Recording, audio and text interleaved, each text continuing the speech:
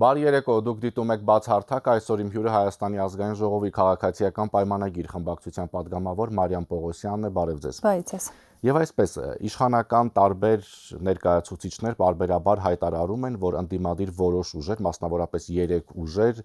նպատակ ունեն ընտրություններից հետո միավորվել եւ վերցնել իշխանությունը։ Այ ինչու այս պահի դրությամբ իշխանության տարբեր ներկայացուցիչների մոտ կա այդպիսի տեսակետ։ Նախ շնորհակալ եմ հրավերի համար, ասեմ ինչու կա, որովհետև մենք ունեցել ենք Գյումրիի սցենարը, երբ պարզ է, որ այդ ուժերը առանձին չեն կարողանալու մեծամասնություն գրավել խորհրդարանում, չեն կարողանալու այդքան ձայն հավաքել եւ իրենց ինչ է մնում միայն անել ինչպես Գյումրիում արեցին, միավորվեն ու անգամ այն ուժերը, ովքեր որ ասում էին, որ մենք ոչ մի դեպքում միասին չեն կարող միանալ, բայց տվյալ դեպքում իշխանության դեմ նրանք պատրաստ են միանալ եւ իրականում բոլորի հետևում են նույն մարդիկ են, նույն Սերժ Սարգսյանն է, Ռոբերտ Քոչարյանն է եւ նրանք էլ ինչքան էլ որ հիմա փորձում են խաղալ հակադիր դիրքերում ներկայանալ, բոլորիս համար է պարզ է եւ հանրության համար է պարզ է, որ նրանք նույն թիմում են, նույն մարդիկ են եւ մնացած ուժերն էլ, տարբեր անուններով, տարբեր դեմքերով երբ ներկայանում են, նրանց հետևում կանգնած են նույն մարդիկ, նույն Սամվել Կարապետյանի հետևում էլ կանգնած են իրենք եւ մնացած բոլոր ուժերի, Գագիկ Ծառուկյանը կլինի, թե մնացած բոլոր ուժերը, որոնք մասնակցում են, հիմնական ուժերը, չասեմ, բոլոր ուժերը, հիմնականում նույն մարդիկ են նույն ուժերի հետևում կանգնած, իսկ նրանք ինչու ենք մենք ասում, որ նրանք պետք է ցանկանում են վերամիավորվել, որովհետեւ նրանք ցանկանում են միմյանց հակադիր դիրքերում ներկայանալ, որպեսզի քաղաքացիներից հնարավորինս շատ ձայներ կորզեն եւ արդյունքում միավորվեն եւ իրենց ընդ որում շատ հետաքրքիր է, որ եթե իրենց սցենարով էլ գնա, շատ հավանական է, որ նրանք չունենան մեկ ընդհանուր թեկնածու, այդտեղ էլ ունենան շահերի բախում, բայց իրանց նպատակը դա է, որ միավորվեն եւ իշխանությունը վերցնեն իրենց։ Տեսեք, այդ դեպքում ընդդիմադիր ուժերից մեկի ներկայացուցիչը հայտարարեց, որ ինչու է իշխանությունը նեղվում Գյումրի 2 ձևակերպումից։ Եվ ասում է, որ որքանով տեղյակ ենք, այնտեղ հակասահմանադրական ոչինչ չի եղել։ Ինչու են հիմա նեղվում այդ Գյումրի 2 ձևակերպումից։ Նախ մենք ասենք, որ Գյումրիից հետո ունեցել ենք վաղարշաբաթի ընտրությունները, որը ցույց տվեց, որ մարդիկ այդքան գիտակցություն ունեին եւ հասկացել էին այդ տարբեր ուժերի ներկայացվածությունը ընտրություններում ինչով է պայմանավորված, որ նրանք ցանկանում են միանալ եւ իշխանությունը վերցնել եւ մենք ունեցանք պատկեր, որ մեր տեխնացուն 50+ ձայն հավաքեց Արգիշտի Մեխակյանը եւ ես վստահ եմ, որ 26 թվականի հունիսի 7-ին էլի մեր քաղաքացիները կունենան այդ խոհեմությունը եւ ձայն չեն տա այդպիսի մանր տարբեր ուժերի, որոնց հետևում ինչպես քիչ առաջ նշեցի նույն մարդիկ են կանգնած։ Ինչու ենք մենք ձևակերպում Գյումրի 1, Գյումրի 2 սցենարը, որովհետեւ ակնհայտ է մեզ համար, որ նրանք չեն կարողանալու խորհրդարանում շատ ձայներ հավաքել, որպեսզի գան իշխանության եւ նրանց մենակ մնում է քիչ ձայներով համախմբվել եւ իշխանությունը վերցնել, բայց դա ես վստահ եմ, որ չի լինելու եւ մենք թույլ չենք տալու եւ մենք ասելով նկատի ունեմ հենց ժողովուրդը դա թույլ չի տալու։ Բայց այդուամենայնիվ Սամվել Կարապետյանի ուժեղ Հայաստան կուսակցությունը պարբերաբար հայտարարում է, որ Հայաստանում ստեղծելու են 300,000 նոր աշխատատեղեր, 0% հարկեր փոքր բիզնեսի համար, 20%-ով էժան դեղեր հասարակության համար։ Տեսեք, իրանք իրականում մեր ընդդիմական դաշտը շատ խեղճ վիճակում է հիմա գտնվում, որովհետև մեծ առաջընթաց ունենք մենք, թե արտաքին հարաբերություններում, թե տարբեր ոլորտներում, թե տնտեսական մեծ աճ ունենք եւ մեծամասամբ իրենք ասելիք չունեն ժողովրդին, թե ինչով են գալու։ Հիմա իրանց մնում է միայն դատարկ խոսքերը, պոպուլիստական խոսքերը, մոտ 300,000 աշխատատեղեր մենք այս տարիների ընթացքում արդեն իսկ ստեղծել ենք, մոտ 300,000 աշխատատեղ եւ բնականաբար շարունակում ենք տնտեսական մեծ աճ ենք ունեցել եւ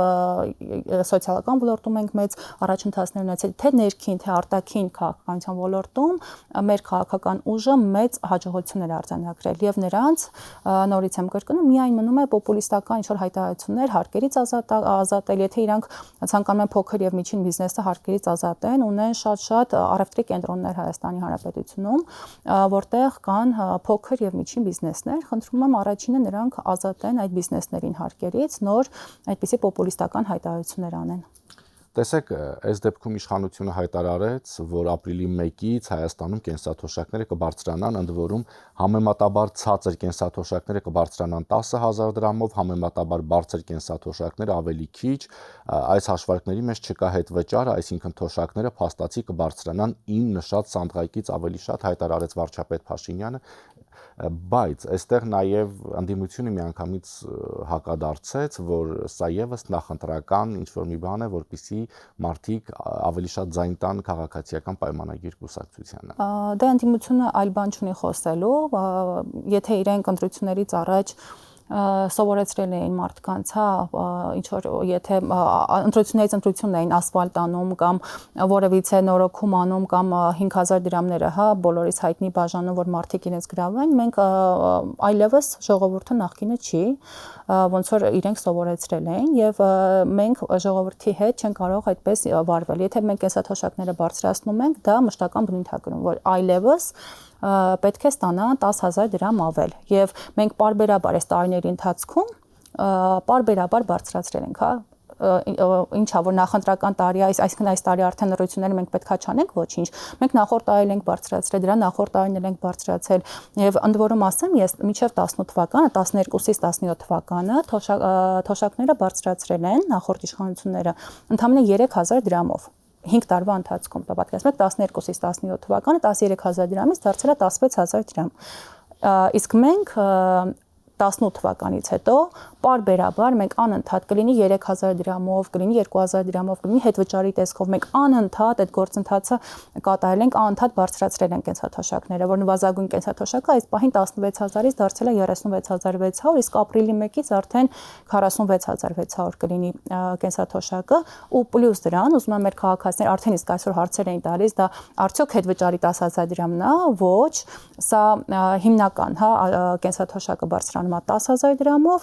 ու պլյուս դրան նաև հետվճարը 20%, իսկ եթե արկա քարտերով օգտվեն մեր քաղաքացիները կլինի 22%, այսինքն ամսական մինչև 10000 դրամ էլ հետվճար կստանան եւ դուրս է գալիս, որ մենք այս տարի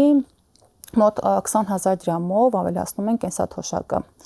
Բայց ելի եմ ասում, սա ընտրությունների հետ որևիցե կապ չունի, որովհետև մենք չենք սպասել 5 տարի ու նոր բարձրացրել, մենք անընդհատ բարձրացրել ենք։ Ընդ որում ես կարող եմ ձեզ թիվել ասել միջին աշխատավարձի 2021 թվականին միջին աշխատավարձը կազմել է 190000 դրամ, իսկ 2025 թվականին 376700 դրամ։ Նաև քանի որ խոսեցինք ապրիլի 1-ից կենսաթոշակների բարձրացման հետ կապված, այսպիսի մի տեղեկություն կա, շատ քննարկվում է նաև համացանցում, որ ապրիլի 1-ից գումար չեն կարողանալու կանխիկացնել մեր քաղաքացիները։ Շատ շնորհակալ եմ, որ այս հարցը բարձրաձայնեցիք, իրապես ես էլ շատ նամակներ եմ ստանում այս մասին, իրականում ոչ ոք չի կարող արգելել քաղաքացուն գումարը կանխիկացնել։ Բնականաբար բոլորը կարող են կանխիկացնել գումարը եւ կանխիկ օգտագործել, բայց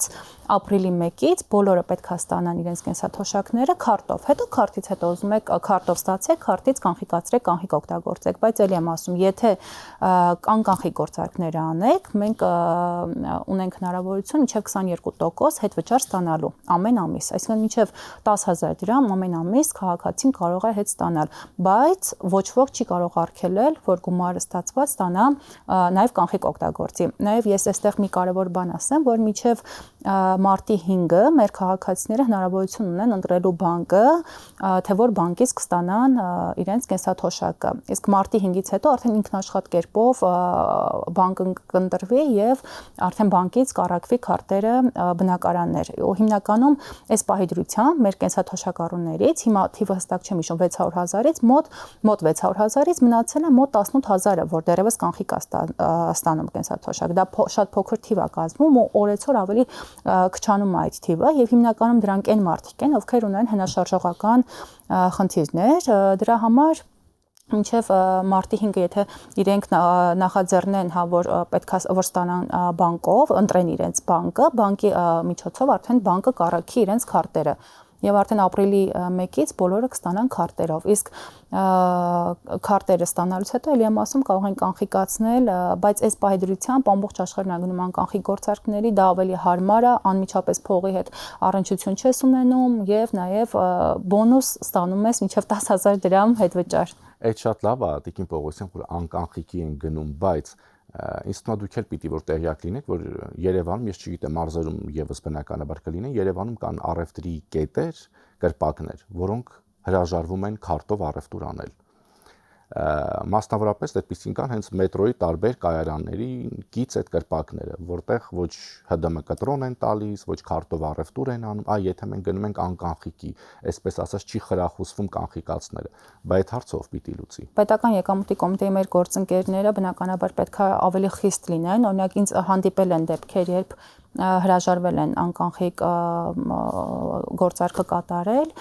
եւ երբ ես հետաքրքրվել եմ ինչու, ինչպես է այսպես, իրանք միանգամից ասել են, որ այս պահին կա տեխնիկական խնդիր եւ այդ տեխնիկական խնդիրը շատ շուտ կլուծվի, բայց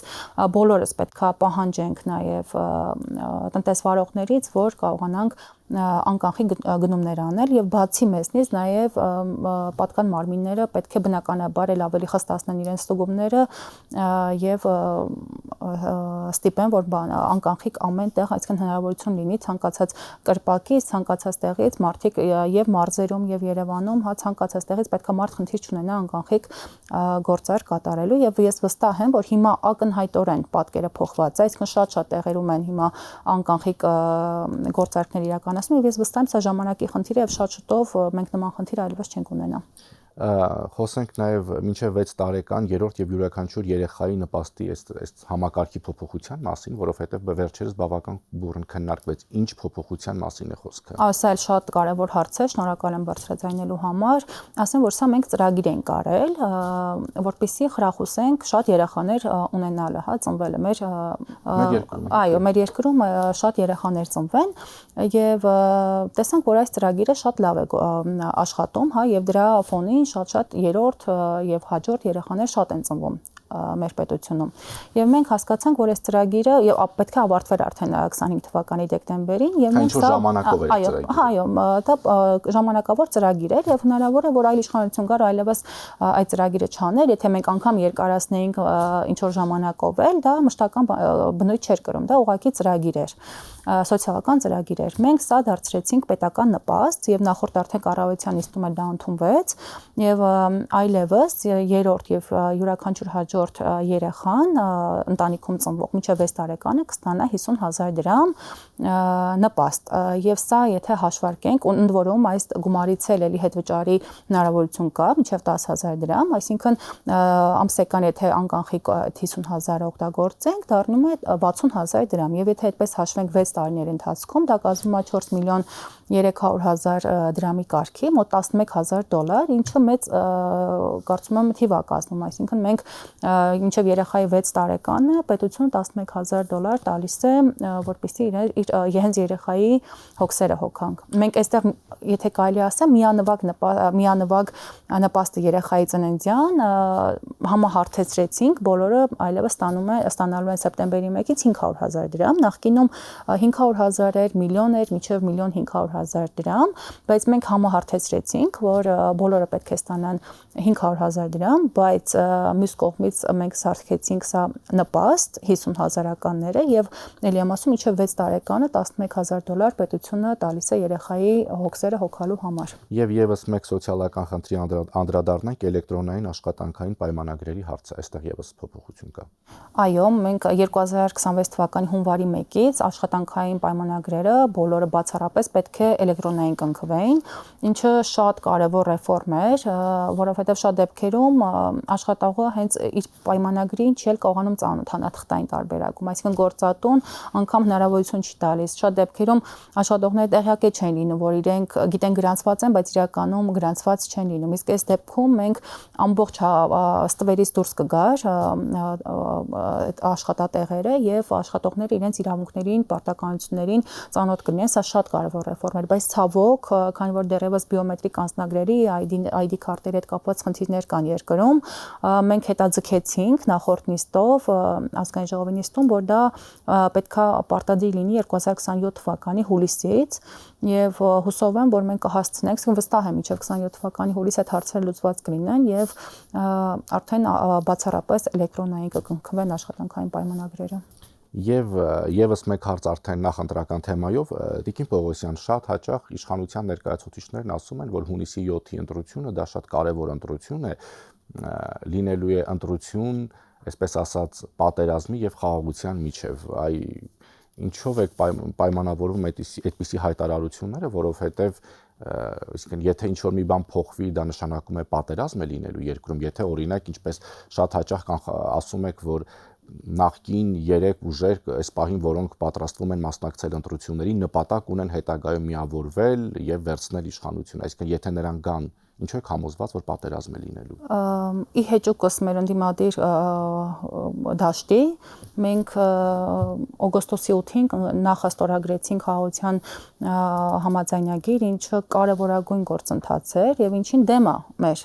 ընդդիմությունը եւ ինչը նաեւ իրենց վարած քաղաքականությունը, իրենց խոսույթը հենց փաստում է, որ իրենք դեմ են խաղաղությանը, իսկ իրականում 26 թվականի հունիսի 7-ի ընտրությունները շատ կենսական նշանակություն ունեն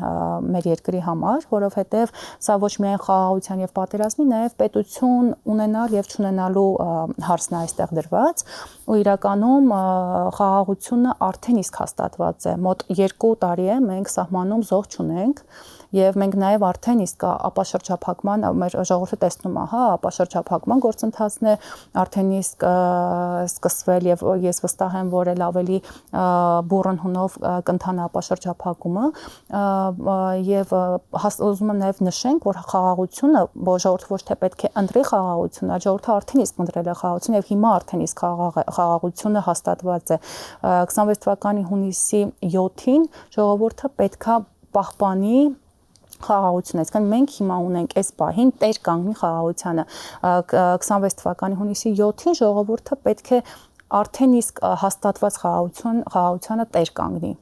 որովհետև այս պահին մենք արդեն իսկ ապրում ենք խաղաղ պայմաններում, իսկ եթե